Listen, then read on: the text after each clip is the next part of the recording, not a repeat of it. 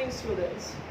Today in this video we are going to start with a new chapter that is related to standard 9 science 7th chapter, that is diversity in living organisms. Now first of all, let us understand this chapter name itself. We are talking about diversity in living organisms. So we understand what are living organisms from all the previous classes. We have gathered this information that whatever the things that we see around us, we can put them into two categories. One of that is living things, and the other one we can call it as the non-living thing. Okay, now let us briefly understand the differences between on what basis we are going to categorize one object as a living and another object as a non-living. Okay, so a living thing is going to be the one which grows, eats, you can say sleeps, reproduces, breeds. Okay, all these we call them, if all these phenomena are taking place for a particular living, for particular organism, we are going to call that thing as a living thing. Like for example, any animal if we take, plants if we take we human beings, okay, we eat, sleep, reproduce, we try to produce one of our own type only. So all such means we are responding to the stimuli also. All such activities, we can say that these are the signs where a living or a life is present. Okay. Now let us understand what are non-living things. Non-living things, they do not move.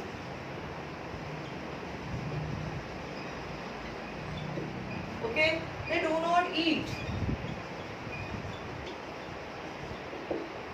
Okay, they do not respond to a stimuli. Okay, they stay wherever they are. They do not grow also.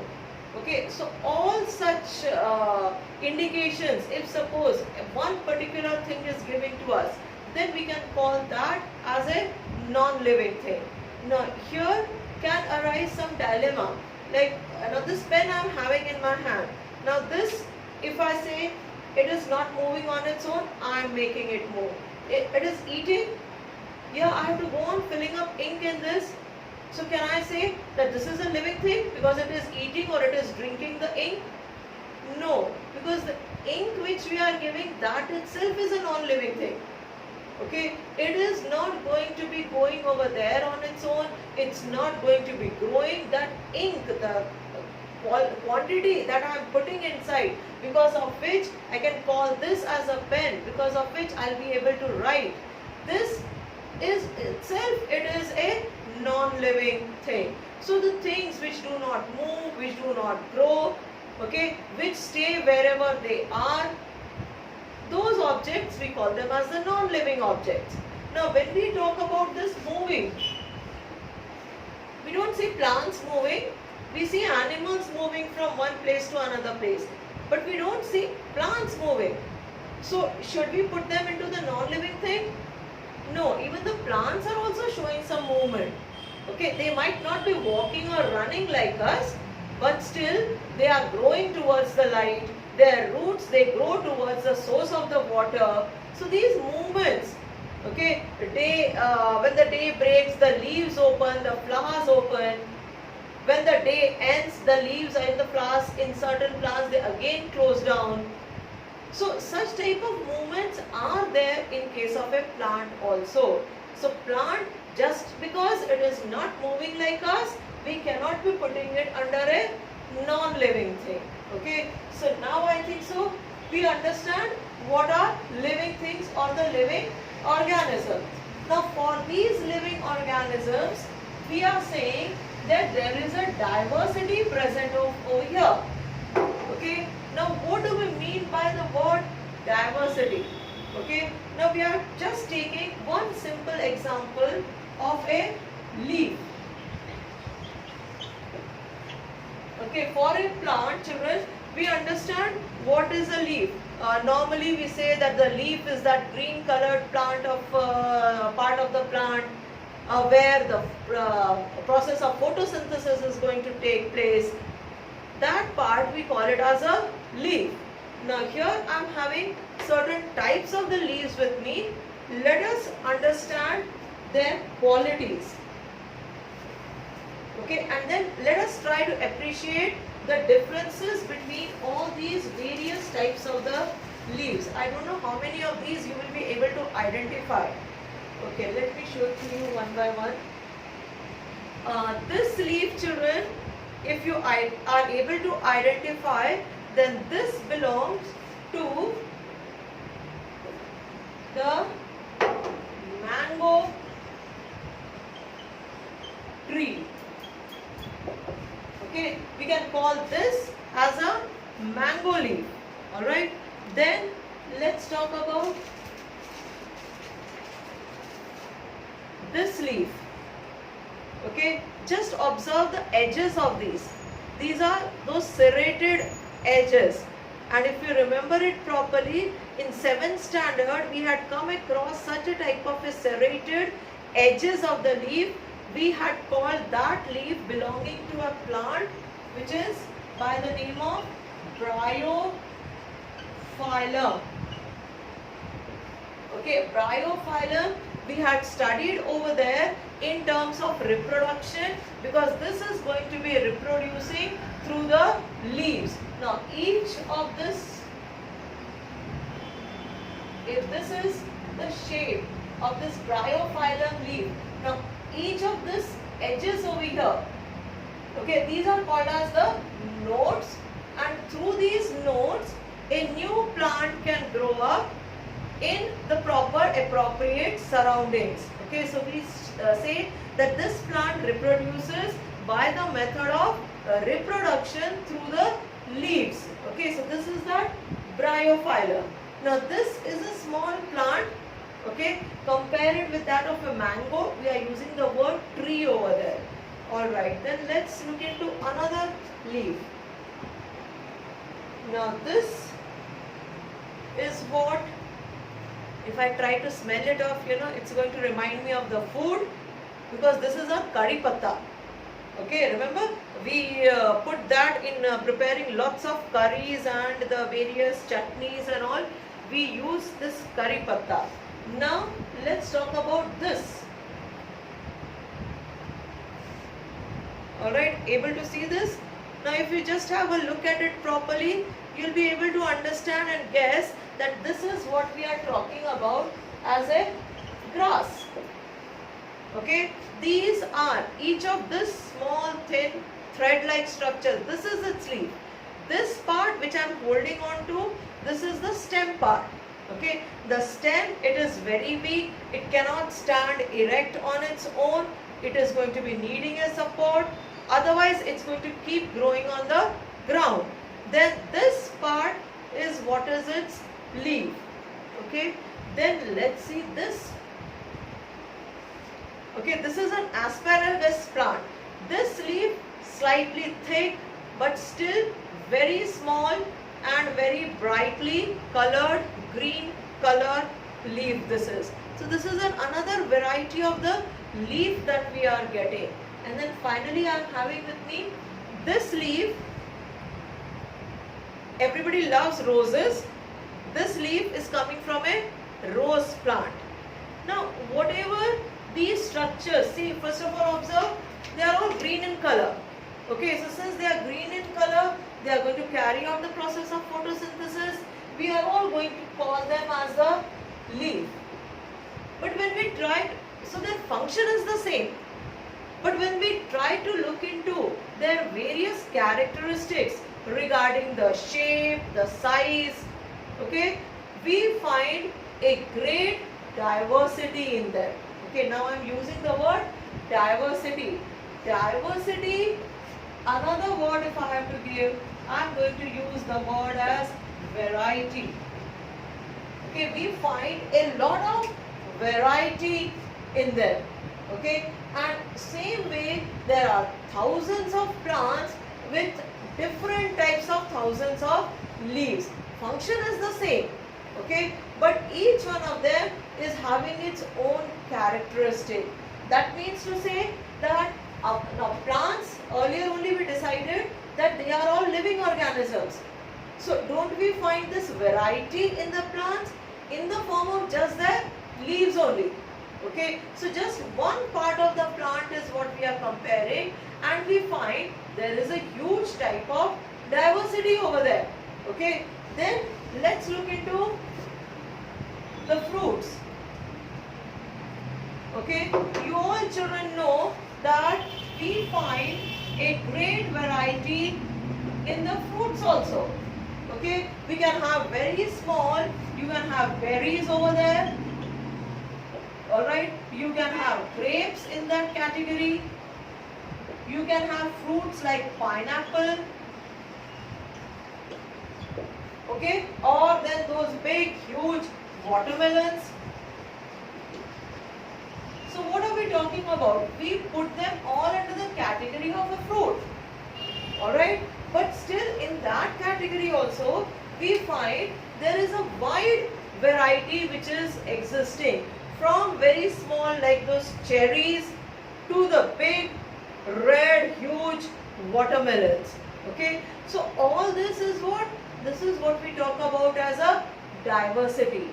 Now in animals also, if suppose we talk about the animals, let's talk about their sizes. Okay, animals we are comparing them in terms of their sizes. Okay, so size of an animal. Lactobacillus. Okay, then let's talk about another one as an ant, another one as a deer, and then as an elephant, or let's talk about a whale. Now, as far as the sizes are concerned, this is the variety that is existing in nature. Okay, do we know what is this lactobacillus? Lactobacilli, these are the small microorganisms. We are not able to see them with the naked eye, but yes, under a microscope we'll be able to see them. And these bacteria, they are the ones which are responsible for turning the milk into curd. Okay, when we turn milk into curd, then that happens because of the rapid multiplication of this lactobacillus. Alright, now this lactobacillus, now if you have to remember the name, then we have to understand that milk, sugar which is present in milk, that is also called as lactose. Okay, just as we have glucose, we have fructose, same way we are having the milk sugar, or the sugar which is present in the milk, we call that as lactose. Now this lactose and this lactobacillus, the two names sound familiar and similar because they are related with each other, because their origin is coming from the milk. Okay, so now these are very small, not visible to the naked eye, and yeah, small, but we'll be able to see them. Still bigger, a deer. Still bigger, an elephant, and the biggest of all, that is the blue whale. Now all of them, we put them under the category as animals. But then see the variety which is existing in nature. So this is what we mean to say, that there is a wide diversity when we talk about either the plant kingdom or then the animal kingdom, in terms of their shapes, sizes, colors, whole lot of variety. Okay, if we just use the word as fish, we have so many colorful species of the fishes are there. Okay, so much wide variety of the fishes are available that underneath the water, if suppose we go down into the ocean, if any time we go in for all those scuba diving and all, we'll be able to see that wide diversity which is present in all the aquatic animals. So this is the diversity that we have to be looking into. Now in this chapter we are devoted over here to understand how to study all this diversity in a proper manner. Okay, like we have to put them under certain categories. Like say for animals, some of them we call them as birds, some of them we call them as fishes. Okay, some others are reptiles for us. Okay, what we are doing is we are choosing one or the other characteristic. Now I am using the word characteristic. Children, now we need to understand this word characteristic.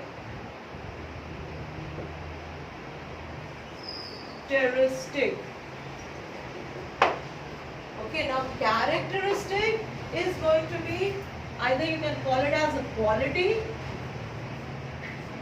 its property, whatever the name that we are able to familiarize ourselves with. So what we understand is, when we try to classify, when we try to put the various animals into these categories, we are looking into one or the other characteristic. Like when we try to speak of the birds, immediately the picture comes up into our minds that we are talking about certain animals which are able to fly up in the sky. Okay, the moment we speak something of fish, we know that these are all aquatic. They are going to be found in the water. Okay, and same way when we talk about the reptiles, reptiles are the ones which are going to be slithering around on the ground.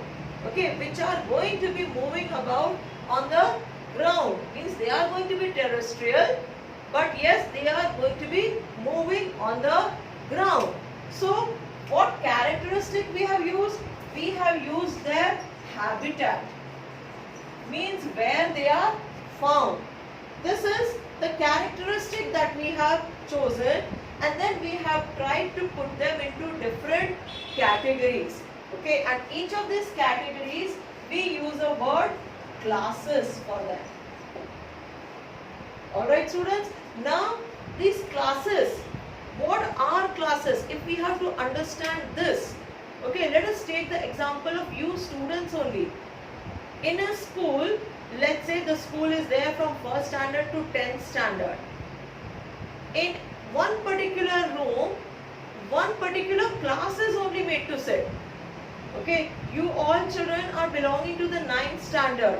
Do you ever sit with 2nd standard or 3rd standard children? Answer is definitely no. Why no? Because their age group is different, their intellectual development is different. You have come all these years, you are all 12, 13 years of age, so that much learning you have done. Your brain has developed to a different higher level compared to that of a 1st standard or a 2nd standard child. So we cannot put the same student. After all, they are also belonging to the same school. You are also belonging to the same school. But we cannot put them in the same classroom. So what we have done for the students ultimately? We have put them into different classes.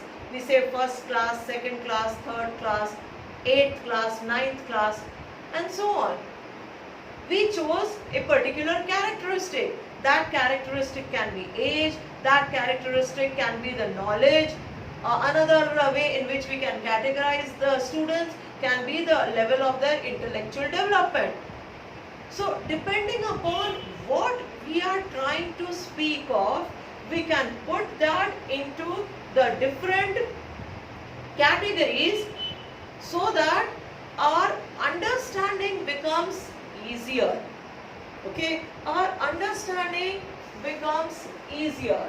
Alright, so the process actually that we are going to be studying over here, our main topic of study in this particular chapter is going to be classification. Okay, means what are going to be those bases, what are going to be those qualities that we are going to be searching for in order to put them into such different categories that it becomes easier for us to be understanding them. Okay, let's take the example. I am having having a mango and I'm having a brinjal. Alright, now I ask you students to put these two names which I have written into a particular category. Okay, immediately your answer is going to be that mango, it's a fruit. Then what do you say for a brinjal? Brinjal, we say it's a vegetable.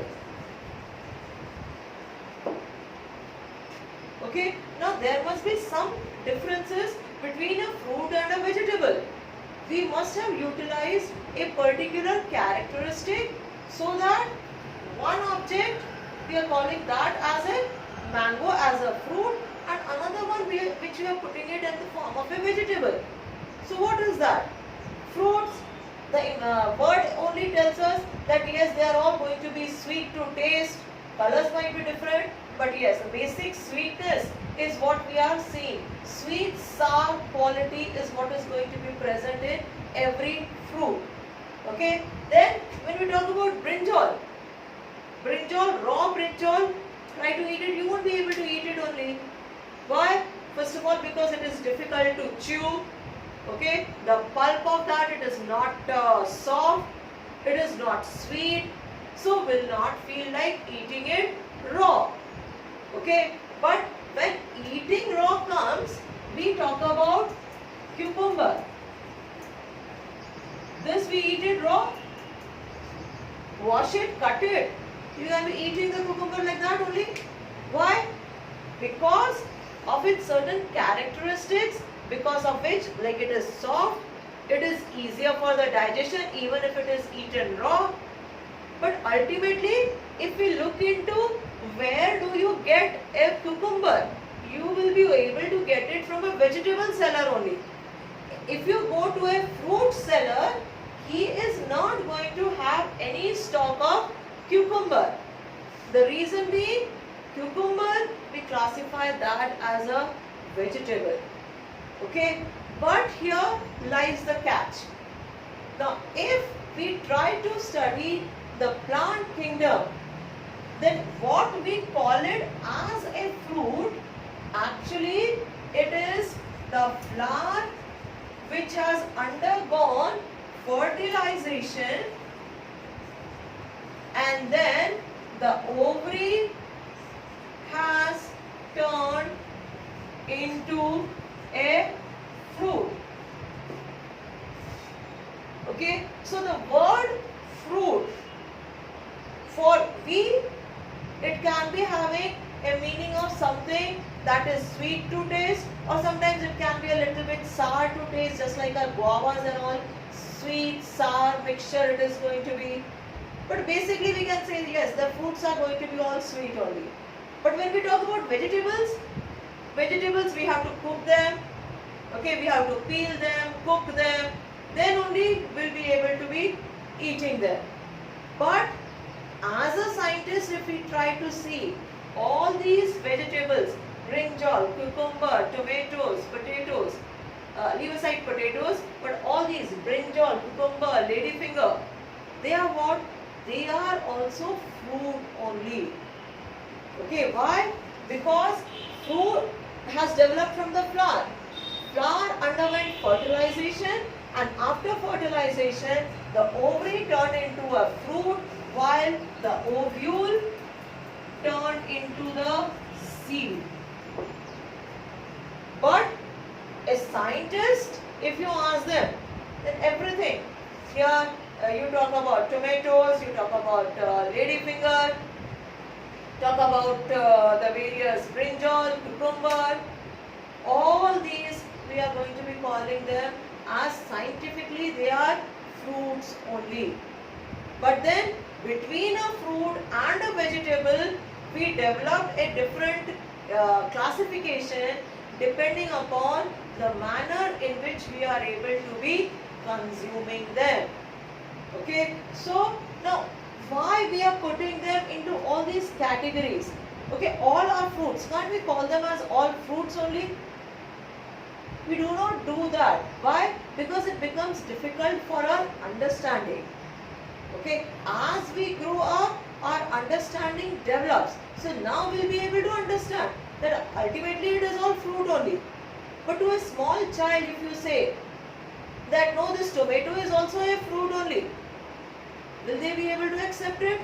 No. Why? Because our brains, as we grow, they have got conditioned that our fruit is something which is going to be eaten raw. We don't have to cook anything.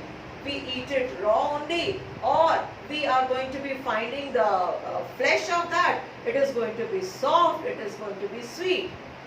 Okay. So these are the different characteristics that we look into in order to put the things into various categories.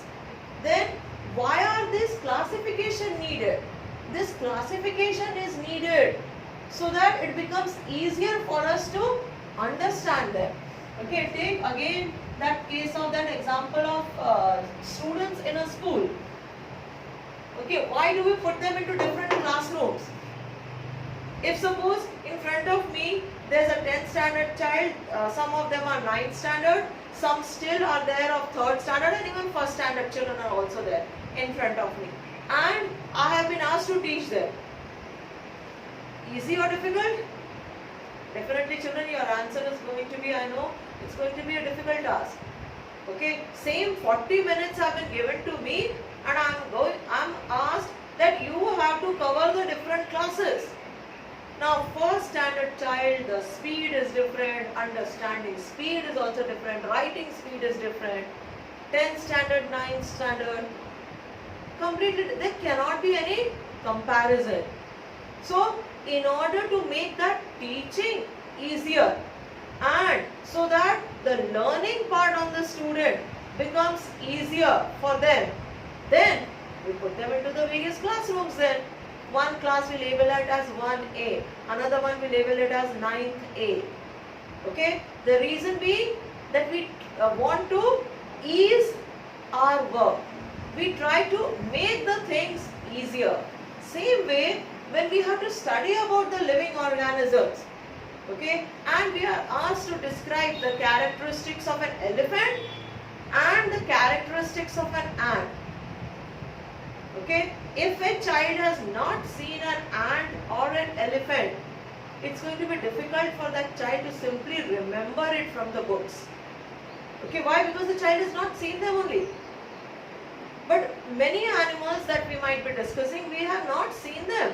But still, we are able to put them into various categories because we can be understanding what are the type of the body structures which they are possessing. So in order to make the study part easier, we have to talk about classification. Now normally along with classification, we also hear another term which is called as evolution. Okay, now evolution, it's a term, means how living organisms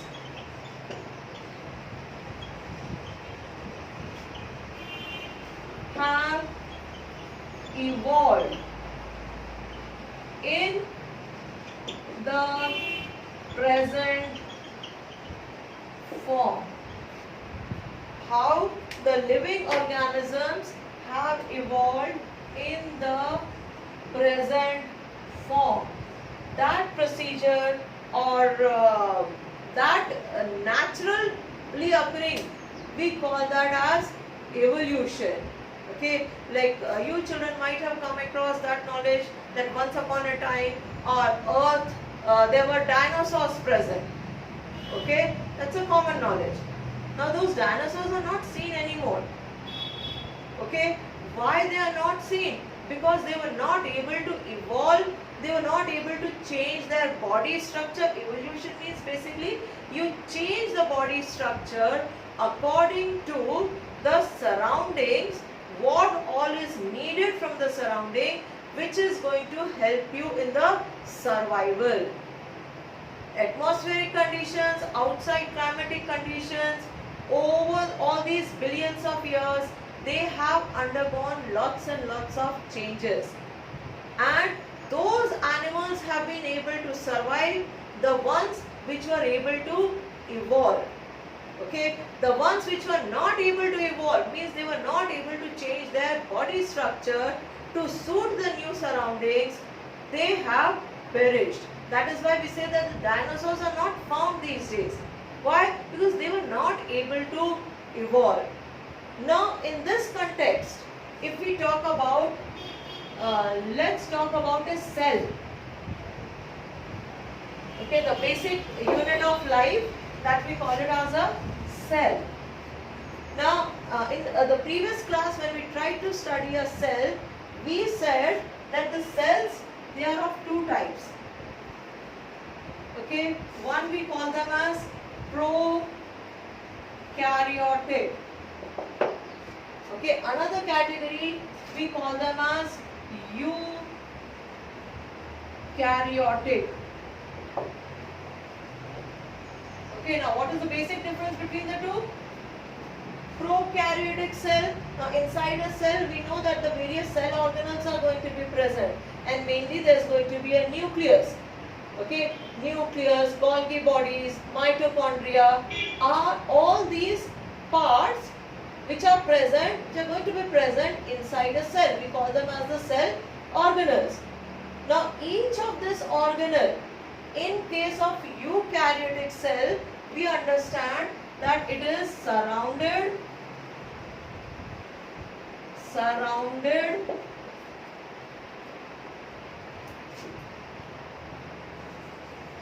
by a membrane.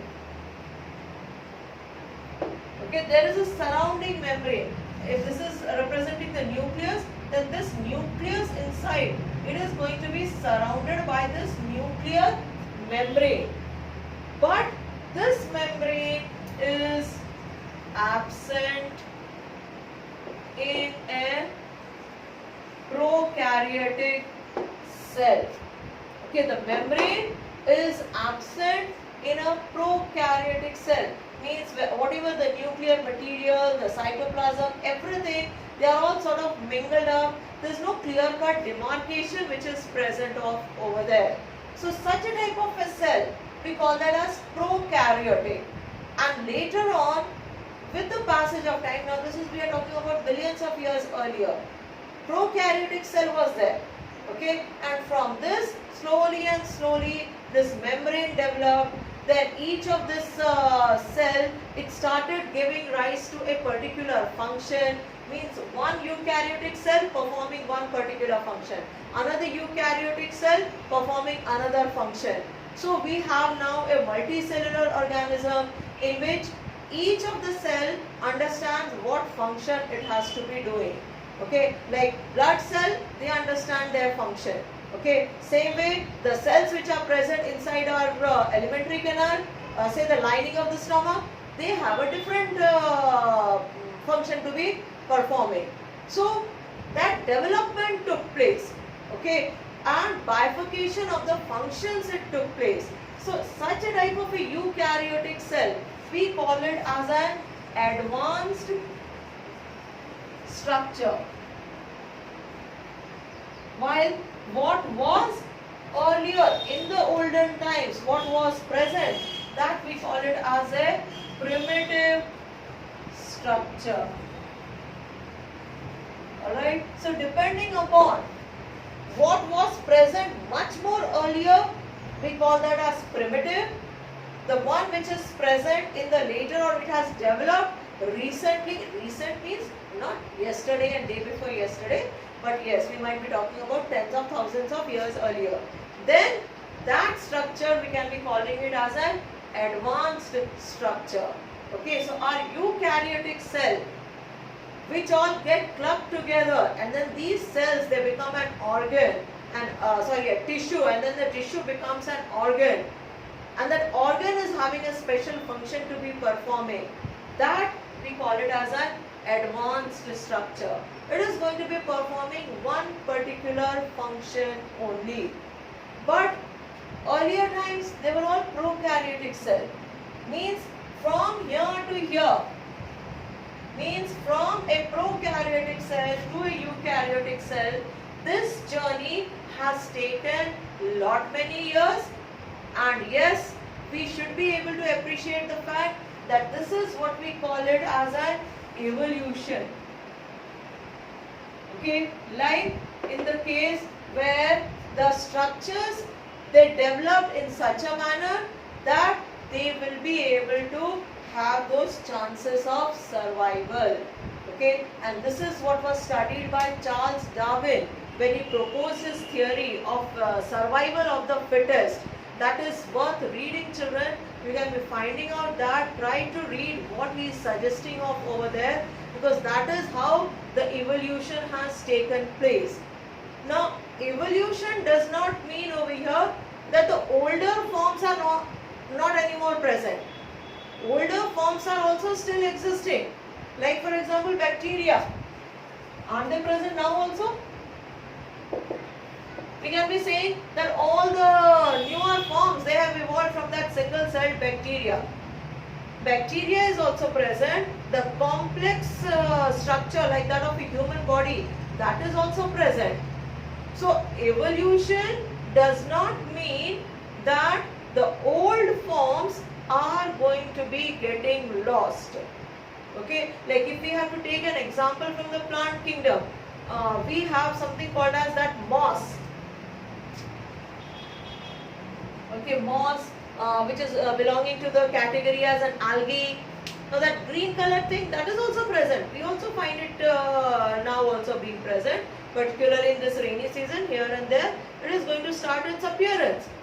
Along with this moss, we also have the big trees, like that rosewood tree which is present where? In California. The tallest tree, how much? 300 meters tall. That is the height. So along with that, if we say that that is the end stage of the evolution, such a tall tree, then that moss is also existing. We find the mushrooms also. In fact, many mushrooms, they are edible. We eat them also. So evolution has taken place, means the change of the form takes place, but evolution does not mean that the old forms are going to get removed away from the earth's surface. They are also going to be very much present. Alright children, so now I am stopping at this stage. In the next video, we are going to understand about the actual classification, how we do for the plant and the animals separately. Okay, so thank you so much. Read from the textbook for a better understanding. That is what is the homework for today. Thank you children.